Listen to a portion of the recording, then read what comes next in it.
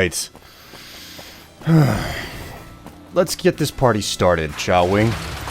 Oh, right in me. Okay, let's talk to Yes Man. All the side quests are out of the way. Don't you just love that platinum chip? Buzzes with power and possibilities, doesn't it? If I were you, I'd almost want to deliver the chip to Mr. House, just to learn all its tricks. That is, unless you want to bring the NCR or Caesar's Legion to power. I wouldn't want to tell you what to do. Yeah, you better not tell me what to do, Yes Man. But we need to talk about all of the tribes that I'm supposed to get to know. Please, go on. Well, let's start with the Boomers. I've taken care of them. They've vowed to support me. Really? Talk about diplomatic skills. I mean, just not getting blown up was a success. Now they'll only blow up the right sorts of people. That's what matters. That's 3 down, 2 to go. I've also sorted out the White Glove Society. They had a bit of a cannibalism problem. It's been put on ice. For now, at least. A cannibalism problem? Really? I'm so glad you weren't eaten. That's 4 down, just 1 to go. Well, the Brotherhood of Steel is all that's left, and I already have a functioning relationship with them. I don't want them bothered. Okay, consider them forgotten, along with the projections that predict they'll be our biggest enemy. Forgotten! That accounts for all the tribes you needed to get to know. As soon as Mr. House is out of the way, things will be great. There'll be so much I can help you accomplish. Yeah, there's one other thing we need to tackle, though. What precisely was Benny planning to do with this chip? Oh, he wanted to kill Mr. House and use the platinum chip to copy my neurocomputational matrix onto the Lucky 38's mainframe. That would give me control over all of Mr. House's defenses, most prominently his Securitrons. And then, I guess, I just do as I'm told. Can that actually be done? Sure. Okay, If the chip could be used to reset administrator privileges, it'll be super easy. Well, Yes Man. If anything happens to Mr. House, I'll be in touch. And on that note, I need to go speak with him right now. I'll be waiting right here. Okay, let's talk to Jane first. Mr. House is just pleased as punch you got those old Securitrons back online, sugar. Well, that's good news to hear, Jane. But hey, I've got some more snow globes for Mr. House's collection. You do? Why, that's just wonderful. I'll take them and put them with the rest of the collection. Righto, so that's 4,000 caps in my pocket. Let's talk to House now. I take it you've come to deliver the platinum chip? Well, I've got the chip, but not so fast. We need to discuss payment. Our terms were clear. Now that you have the chip in your possession, any attempt to renegotiate payment would be tantamount to blackmail. Fine. Here. Such a small thing, isn't it? And yet so capacious, so very dear. Decades of hiring salvagers out west to search for this little relic in the ruins of a place called Sunnyvale. Back then, anyway. That's where the chip was printed, on October 22nd, 2077. It was to have been hand-delivered to me here at the Lucky 38 the next day. But the bombs fell first. Suffice it to say, the delivery was never made. Well, I know the chip is literally a computer chip now, but what exactly does it do? Yes, so far as you've seen, all it does is change the picture on the Securitron's face screens from policemen to soldiers. But as you'll see, some things are more easily shown than told. Take the elevator all the way down to the bottom level, and you'll see what I mean. Don't worry, you'll like what you see. We have much to accomplish, you and I. Ooh. Okay, let's snag some stuff out of the boxes over here. If there was anything worth snagging out of the boxes, should be one more. Step closer to the demonstration area, if you would. Oh, okay. There's gonna be a demonstration. Let me just take this stuff first. I expect you're well familiar with my Securitrons by now. I might be. The titanium alloy housing that protects its electronic core deflects small arms and shrapnel easily enough. Its X-25 Gatling laser, produced to spec by Glastinghouse Inc., is deadly against soft targets at medium range. Okay. And for close-range suppression or crowd control, the Securitron is armed with a 9mm submachine gun. All of this you probably already knew. What you did not know is that these are the Securitron's secondary weapons. All this time, my Securitrons have had to get by running the Mark I operating system, which lacked software drivers for their primary weapons. Really? Today, with the delivery of the Platinum chip, all that changes. Behold, for the first time, Securitrons running the Mark II OS. Uh-oh. The M235 missile launcher gives the Securitron the ability to engage ground and air targets at significantly longer ranges. Holy crap. And a rapid-fire G-28 grenade launcher ensures the Securitron is deadly in close-range engagements. The software upgrade also includes drivers for the Securitron's highly sophisticated on-board auto-repair systems. Shit. Altogether, the Mark II software upgrade confers a 235% increase in combat effectiveness per unit. The city of New Vegas finally has soldiers worthy of protecting it. Damn. Return to the penthouse now. We have much to discuss. Jeez. Equipped with grenade machine guns. Trips to the basement are rarely so educational, don't you think? I've since broadcast the upgrade to every Securitron in range of my transmitters, and I must say, it's causing quite a stir down on the Strip.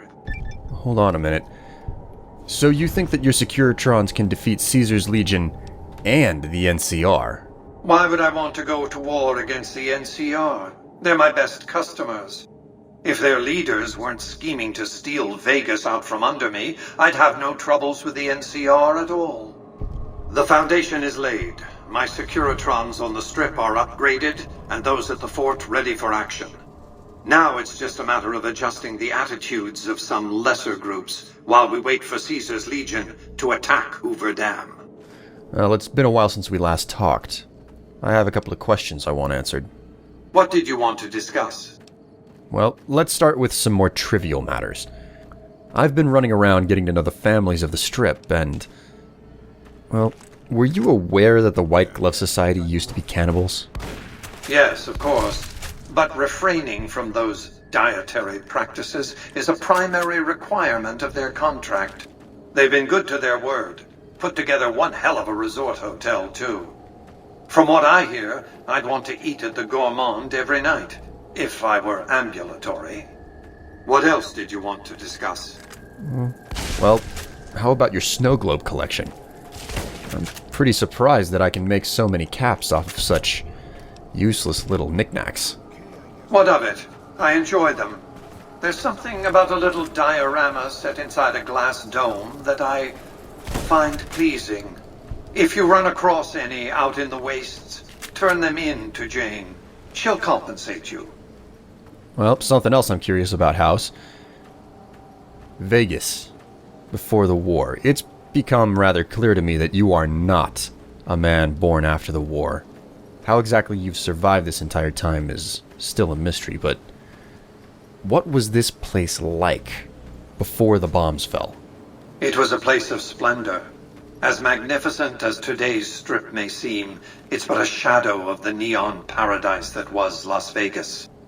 I grew up not far from here, and though I traveled the old world extensively, I never found another place like it. There's something else I've heard. They say you saved Las Vegas. How? By 2065, I deemed it a mathematical certainty that an atomic war would devastate the Earth within 15 years. Every projection I ran confirmed it. I knew I couldn't save the world, nor did I care to, but I could save Vegas, and in the process, perhaps save mankind. I set to work immediately. I thought I had plenty of time to prepare. As it turned out, I was 20 hours short. What preparations did you make to save the city? On the day of the Great War, 77 atomic warheads targeted Las Vegas and its surrounding areas. My networked mainframes were able to predict and force transmit disarm code subsets to 59 warheads, neutralizing them before impact. Laser cannons mounted on the roof of the Lucky 38 destroyed another 9 warheads. The rest got through, though none hit the city itself. A suboptimal performance, admittedly. If only the platinum chip had arrived a day sooner. Well, why didn't it arrive on time? The platinum chip was printed in Sunnyvale, California on October 22nd, 2077, the day before the Great War. It was to have been delivered by courier the following afternoon, but by then, the world had ended. The chip contained vital software upgrades, but not just for my Securitrons. Every aspect of the missile defense grid would have been upgraded too. Given that I had to make do with buggy software, the outcome could have been worse. I nearly died as it was. You nearly died? When none of the missiles hit the city direct, and you were here in the Lucky 38. How? Software glitches set off a cascade of system crashes. I had to take the Lucky 38's reactor offline, lest it melt down. For nearly 5 years, I battled power outages and more system crashes until I finally managed to reboot my data core with an older version of the OS. I spent the next few decades in a veritable coma, but I survived, obviously, and eventually thrived. Okay, so you survived and you thrived. You're here now. But what are your plans for Vegas? The future? I've resurrected Vegas, spirit intact. What I need now is the ability to enforce my rightful claim. Not just against Caesar's Legion, by the way. In fact, the NCR is a more present and insidious threat. Well, how do you intend to enforce your claim on the city? To enforce, one must have force, a position of strength. Years ago, when I detected NCR scouts roaming the Mojave, I could tell from their uniforms that these were no mere tribesmen. I knew it was only a matter of time before an army appeared to take control of the dam, and I knew my Securitrons wouldn't be enough to oppose them. And so I recruited the 3 families. Vegas belongs to me because I mustered enough strength to bring the NCR to the bargaining table. Wasn't the NCR's army big enough to defeat your Securitrons and the 3 families put together? Indeed it was, and still is. But not without taking significant casualties. Would Kimball and Oliver have traded the lives of hundreds of soldiers for absolute control of Hoover Dam? Oh, yes. They weren't afraid of me. They were afraid of Caesar, that attacking me would leave them vulnerable to a Legion offensive. And so they negotiated. Not out of the kindness of their hearts, as they try to make it seem, because the calculus of power left no other choice. What were the terms of your treaty with the NCR? The Treaty of New Vegas? NCR forces were permitted to occupy Hoover Dam and establish a military base at McCarran Airport. Well, it used to be one. They recognized my sovereignty over the Vegas Strip and agreed to supply electricity and water once their engineers repaired the dam. Written into the treaty were provisions that the NCR do nothing to prevent its soldiers and civilians from visiting the Strip. That's how I harnessed the NCR to my endeavor. Their occupation has been the engine of my growing economy. And you would go to war against the NCR? The salient issue is that they will go to war with me, if given the chance. There's just one reason why the NCR hasn't contrived some outrage to justify invading the Strip. Caesar's Legion. The final battle between those 2 armies is fast approaching. I can't afford to let either side win on their terms. Well, you've clearly done your homework on all this, so you should know what the NCR's plan for defending Hoover Dam is.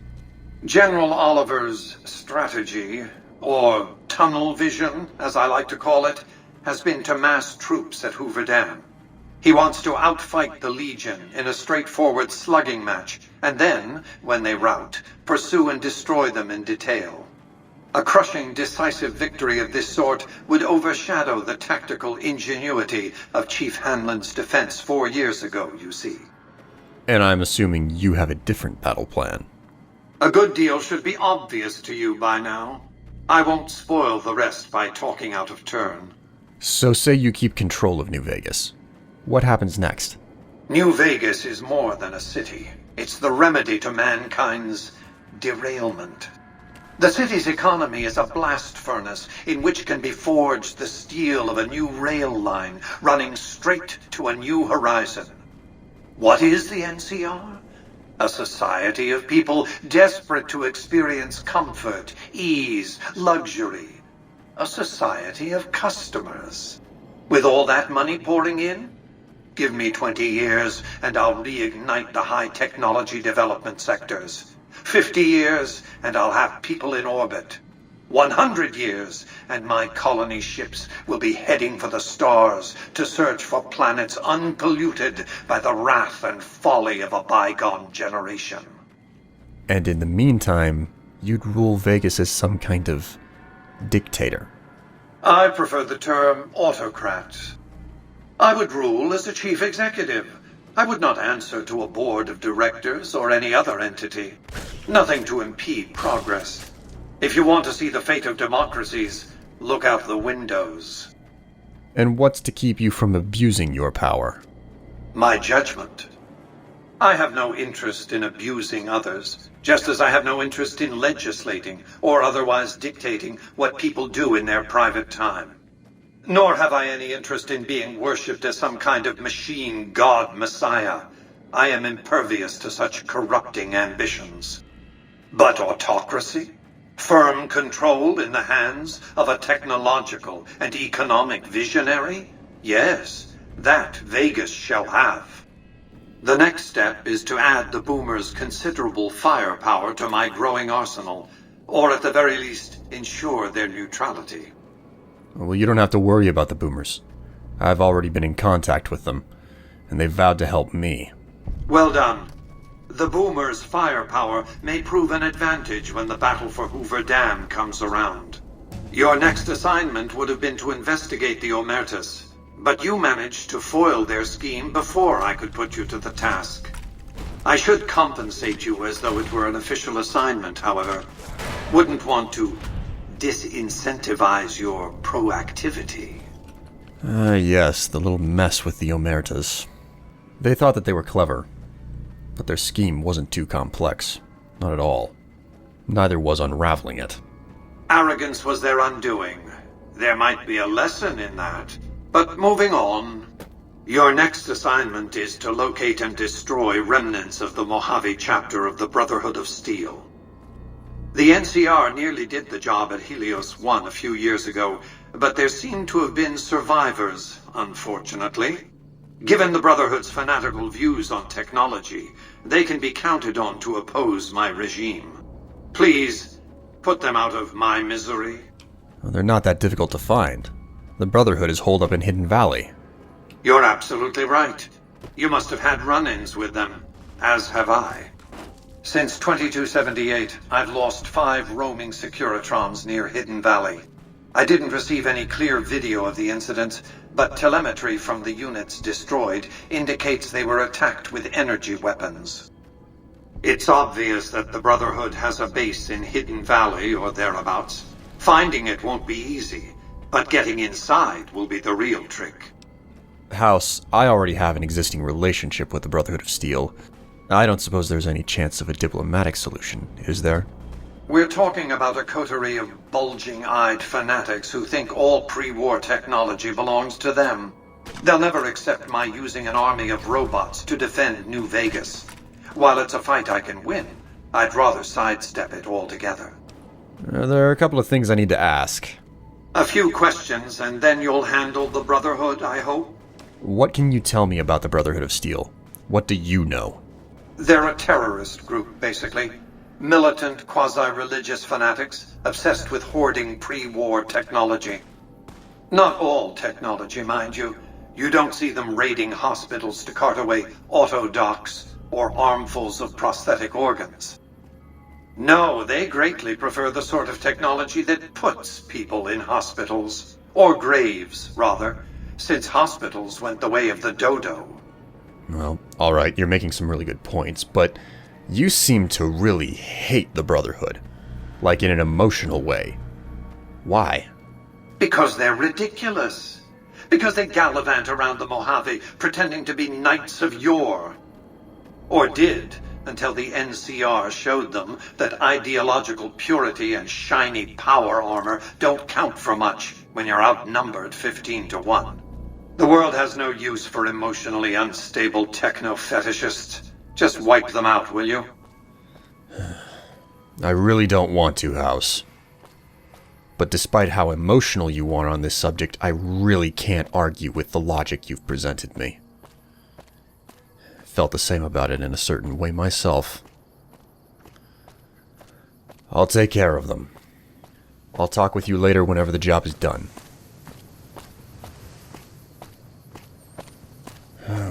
Alright, we need to talk to Ranger Andy. God, for goodness. I don't think I'll ever be able to look at Veronica again after what I've done. Anyways, Andy. Hey, welcome. You'll get the hang of that takedown. I had trouble learning it at first, too. Don't worry about it, Andy. I'm working on it. It's been a long while since we last talked, though. You mind if I ask you again what you do around here? Right now, a whole lot of sitting on my keister and counting cracks in the ceiling. I wouldn't wish it on anybody. On better days, I help keep the peace. Boone and Vargas watch the road. I watch the town. Tell myself I'm doing some good. So since you're just stuck sitting around town, I suppose something happened to your leg. I've been seeing you limp on it. Yeah, twice. Actually, the first time it was more like half my body.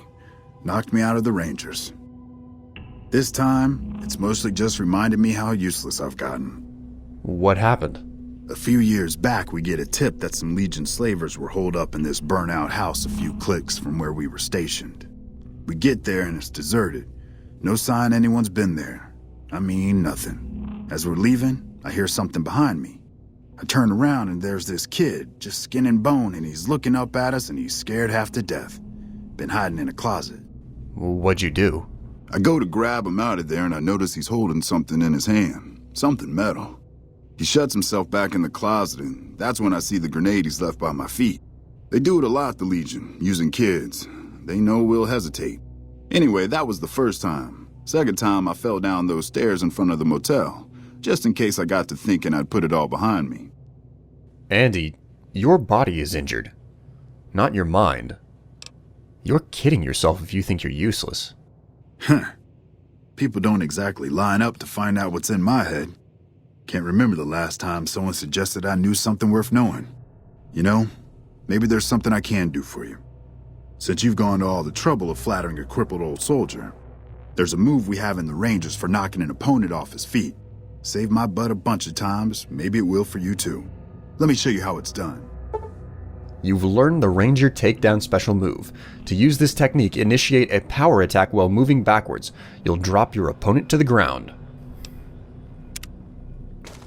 Pretty sure I've already learned that, but whatever. Now we just leave the house, and... Hey, boss. Can I ask you something? Ooh.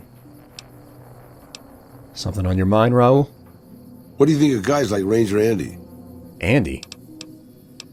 What do you mean, guys like Ranger Andy? I think he's a decent person. That wasn't what I meant, really. I mean guys who have a world of experience doing what they do, but have to give it up because they're getting old and slow or too injured. Well, just because someone's crippled, it doesn't mean they're useless. All that experience is invaluable. Yeah, I suppose you could still teach. Take a less active role in the world. That's not so bad. Is that what you did? Would it surprise you to know that I used to be a gunslinging adventurer? I left everything when I left Mexico. My home, my family, my name, even my face. I know it's surprising, boss, but I wasn't always just handsome. As far as the world knows, I was Miguel, and I was okay with that. I headed north for a while, and ended up in Tucson. Not Tucson, by the way. Things were good there. Well, maybe not good, but better than Mexico City anyways. I found myself a little shack, started fixing things. Fixing things? Oh, sure, boss. I was always good at fixing things. Some I fixed for the town, some I fixed for other people, some I fixed just for the hell of it. It's a better way to use your hands than killing. And even then, I wasn't getting any younger or faster. I lived there for a long time, kept to myself, didn't get into any fights. Hell, the only reason I even kept my guns oiled was professional pride. Well, why aren't you still there then? Getting there, boss. I'd been in Tucson. The locals can call it Tucson all they want, but it's Tucson, damn it. About 75 years when she showed up. Prettiest thing you ever saw, boss. Maybe it was just a trick of my senile brain, but I swear she looked just like my Rafaela. Her name was Claudia. She ended up taking work at one of the brothels in town. I never went to her, of course. How could I? But I looked after her in my own way. Oh boy. What happened with her? This was a long time ago, before Caesar's Legion pacified Arizona and brought the raider tribes to heel. A tribe came into Tucson one day. More a gang, really. Dirty Dave and his 6 brothers. They were looking for bullets, and I sold some to them. I figured if I did that, they'd leave town before they tore it up too much. But they didn't, did they? No, boss. No, they didn't. As I was saying, I hoped they'd leave the town in peace. Instead, they decided to stop at Claudia's brothel to take the edge off. I don't know which one of them got rowdy first, but by the time I heard the screams and got my guns, it was too late. They shot up the brothel, killed 4 girls, and taken Claudia for their sport. And you weren't about to let them go? I went after Dave and his brothers. They had a head start, but they slept nights. I didn't. It took me 3 days to catch up to them. Claudia was dead when I got there. They put a bullet in each of her eyes. I couldn't do anything except avenge her, just like Rafaela. I charged into the middle of their camp and started firing. 2 of them were dead before they knew I was there. The other 5, though, they shot the shit out of me. I would have died, I think, if I wasn't so full of rage. Fucking hell, Raul. How did you survive that? By being a meaner old cuss than the rest of them, boss. I wanted to keep living until they weren't. So I just kept shooting until they were all dead. I was in pretty bad shape in the end, though. I don't know how long I laid there, with the sun baking me and the buzzards chomping at me. Eventually, I got the strength to start moving. Some long time after that, I managed to drag my carcass back to town. What happened then? When I recovered, more or less anyways, I left Tucson and headed west. I ran into Tabitha at Black Mountain, and well, the rest you know. I swore I was done with the gunslinging life. I was too old, too slow, and too beat up to protect anyone anymore. I thought I was done forever, but after traveling with you, I realized I've always had my doubts. Doubts? Doubts about what? About whether I'm really too old to keep living the life of a gunslinger after all. And after seeing what you go through, boss, I think I am. From now on, I'll let you deal with the fighting and stick to keeping your gear working. I don't want to slow you down more than I already do. Well, Raul, if that's what you think is best, I'm not going to stop you. It's your life. Thanks, boss. I'd hate to think I was disappointing you with my life-altering decision. Raul has given you the full maintenance perk. This replaces the regular maintenance perk. Oh, man. Okay, so he's probably still got the armor on him. And now I'm just going to go to my room and sulk for a while over the desperately horrible thing that I did. I'm not really too concerned about harming the Brotherhood. It's the fact that I've no doubt hurt Veronica, even though we don't travel together and she left the Brotherhood.